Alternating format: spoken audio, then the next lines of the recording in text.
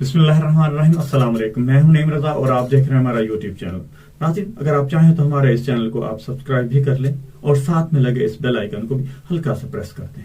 ताकि हमारी हर आने वाली वीडियो का नोटिफिकेशन आप तक पहुंच सके और जो हम आप तक पहुंचाना चाहते हैं वो आप तक पहुंच सके। नाज़रीन, आज की इस वीडियो को जरूर एंड तक देखिएगा। इसमें बहुत सारी चीजें आपके सुनने वाली, आपसे आपके इल्म में इजाफा करने वाली होंगी। नाज़रीन, क्या मस्जिद के मीनारों का भी कोई मजहब होता है या किसी मेहराब का भी कोई मजहब होता है? क्या मस्जिद के मीनारों से हम इतने खौफजदा हो जाते हैं? दिसंबर 2020 में कलअदम तहरीक लब्बैक के 3 कारकुनों ने पुलिस में रिपोर्ट दर्ज करवाई कि दीगर शिकायतों के अलावा एक शिकायत ये भी की गई कि शाह मिस्कीन जिला ननकाना साहब में अहमदियों की एक इबादत गाह में एक मीनारा भी मौजूद है जो कि कानून की खिलाफ वर्जी है। उसका नतीजा यह निकला कि 29 और 30 दिसंबर 2020 की दरमियानी रात को रात के अंधेरे में पुलिस ने शाह मिस्कीन में अहमदियों की मस्जिद का मीनारा शहीद कर दिया। न ये वजाहत जरूरी समझी कि इस मीनारे से किस कानून की तबे नाज़ को सदमा पहुंच रहा है और न ही किसी अदालत की तरफ रुजू करने की कोशिश की गई। नाज़रीन, 8 जनवरी 2021 को जिला ननकाना में कोट दयालदास से उस मकाम पर एक अहमदियों की मस्जिद में न सिर्फ मीनारे बल्कि मेहराबें भी दरियाफ्त हो गई, यानी यकनाशुद दोशुद। उस पर मकामी पुलिस ने उस गांव के अहमदियों को फोन किया कि आपकी इबादत गाह में मीनारों और मेहराबों की मौजूदगी की तशवीशनाक इतलात मौसूल हुई हैं, इसलिए पुलिस स्टेशन में आकर उसकी वजाहत करें। लेकिन मालूम होता है कि अब मीनारों के इंकशाफात की वबा सिर्फ जिला ननकाना तक महदूद नहीं रही, क्योंकि एक ऐसा ही वाकया जिला फैसलाबाद के गांव 261 RP अदवाली में पेश आया। उस गांव में भी अहमदियों की इबादत गाह में एक मीनारे का इंकशाफ हुआ और काफी बहस के बाद 17 जून 2021 को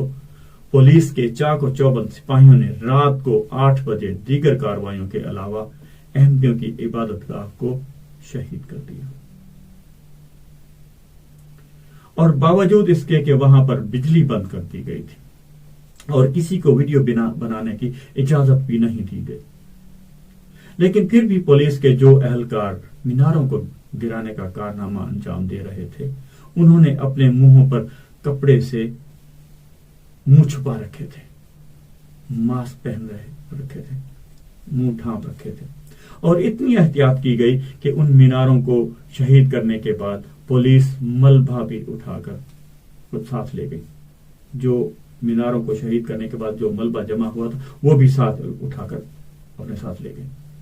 मीनारों के खिलाफ इस मुहिम के पीछे ये ज़हनियत कार फरमा है कि मीनारा तो मुसलमानों के मसाजिद की अलामत है और आईन पाकिस्तान में दूसरी तरमीम के जरिए अहमदियों को कानून और आइन की अगराज के लिए गैर मुस्लिम करार दिया गया था। नाज़रीन, याद रहे, आईन पाकिस्तान में दूसरी तरमीम के जरिए अहमदियों को कानून और आइन की अगराज के लिए गैर मुस्लिम करार दिया गया था। इसलिए उनको क्या हक पहुंचता है कि वो अपनी मस्जिद, जिसे मस्जिद कहना भी उनको मना है, इबादत गाह में मीनारों या मेहराब का इस्तेमाल करें। किसी बहस में उलझने से पहले हमें चंद बुनियादी सवालों का जायजा लेना होगा। क्या इबादत गाहों में मीनारों का इस्तेमाल मुसलमानों की मस्जिद से शुरू हुआ था या इससे कबल दूसरे मज़ाहब की इबादत गाहों के साथ मीनारे तामीर किए जा रहे थे? नाज़रीन, ये देखना होगा। क्या रसूलुल्लाह सल्लल्लाहु अलैहि वसल्लम के जमाने में मसाजिद के साथ मीनारे तामीर किए जा रहे थे, जिसकी बिना पर यह नतीजा अखज़ किया जाए कि मीनारे मसाजिद की इमारत का लाजमी हिस्सा हैं? سب سے پہلے تو یہ بات قابل ذکر ہے کہ رسول اللہ صلی اللہ علیہ وسلم کے زمانے میں مساجد کے ساتھ کوئی مینارہ تعمیر نہیں کیا گیا تھا۔ اسی طرح خلفائے راشدین کے دور میں بھی مساجد کے ساتھ مینارے تعمیر نہیں کیے گئے تھے۔ تاریخی طور پر سب سے پہلے مسجد کے ساتھ مینارے کی تعمیر کا ذکر بنو امیہ کے ولید ابن عبد المالک کے دور میں ملتا ہے، جو ہماری اب تک کی پہنچ ہے، اور اس کا دور 86 ہجری سے 96 ہجری تک تھا۔ اس سے بہت قبل کے مسلمانوں کی مساجد کے ساتھ مینارے تعمیر کیے جاتے،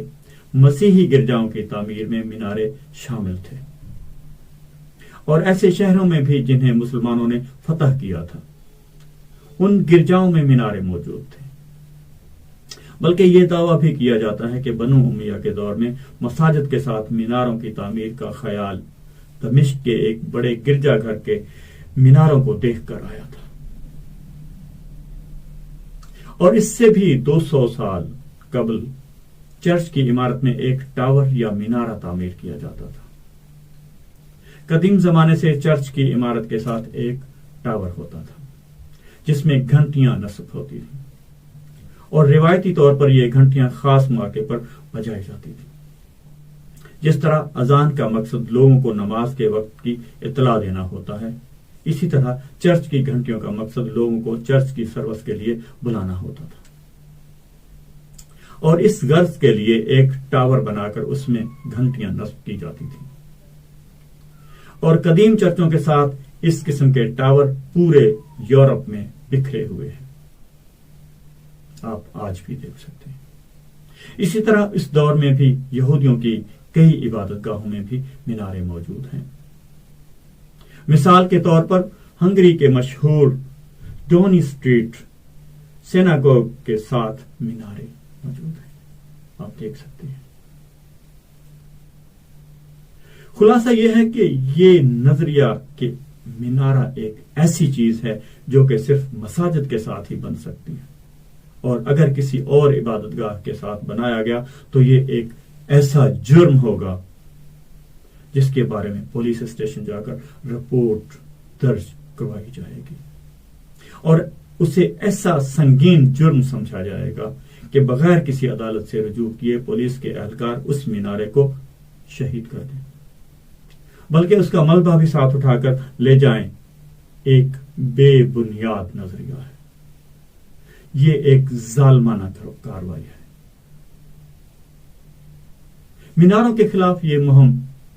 اس ذہنی روش کا حصہ ہے جس کا مقصد اس کے سوا کچھ نہیں کہ مذہب کی بنیاد پر پاکستان کی آبادی کو تقسیم در تقسیم کر دیا جائے، اور اس کا فائدہ صرف پاکستان کے دشمنوں کو ہی ہو سکتا ہے۔ اس سوچ کا اندازہ اس بات سے لگایا جا سکتا ہے کہ 2018 میں اسلام آباد ہائی کورٹ نے ایک تفصیلی فیصلہ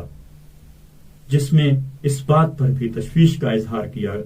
کہ احمدیوں کا لباس اور حلیہ مسلمانوں سے ملتا جلتا ہے۔ اس فیصلہ کے اس حصہ کے الفاظ یہ تھے: Most of the minorities residing in Pakistan hold a separate identification in reference to their names and identity, but according to the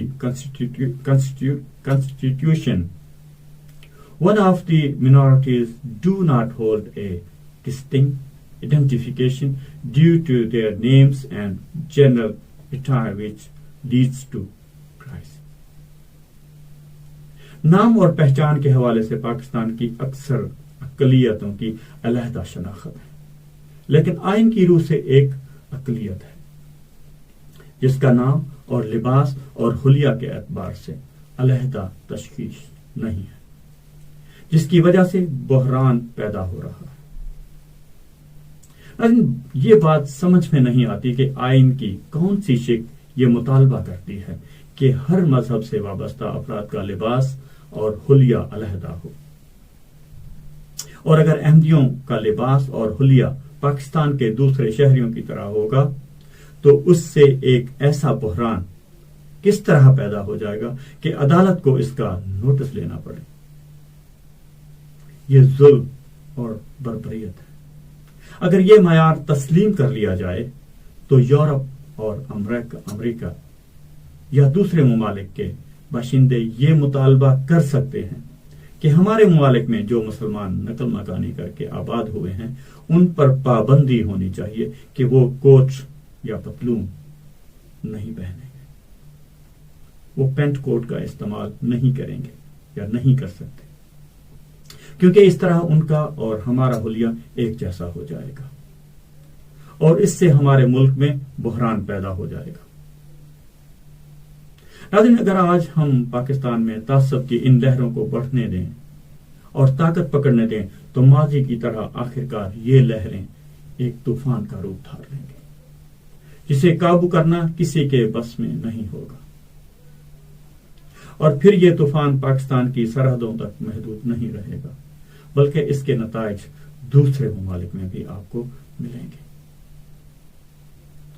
ناظرین، اگر آپ کو ہماری یہ آج کی ویڈیو اچھی لگے، پسند آئے تو اسے لائک شیئر ضرور کیجیے گا، جتنا ہو سکے اس کو دوسروں تک پہنچائیے گا۔ اس کے بعد بھی کچھ اور نئی ویڈیوز آنے والی ہیں جو آپ کی علم میں یقیناً اضافہ کریں گی، بہت خاص ویڈیو ہوں گی، وہ بھی ضرور دیکھیے گا۔ ملتے ہیں ایک اگلی ویڈیو میں، تب تک کے لیے اللہ حافظ۔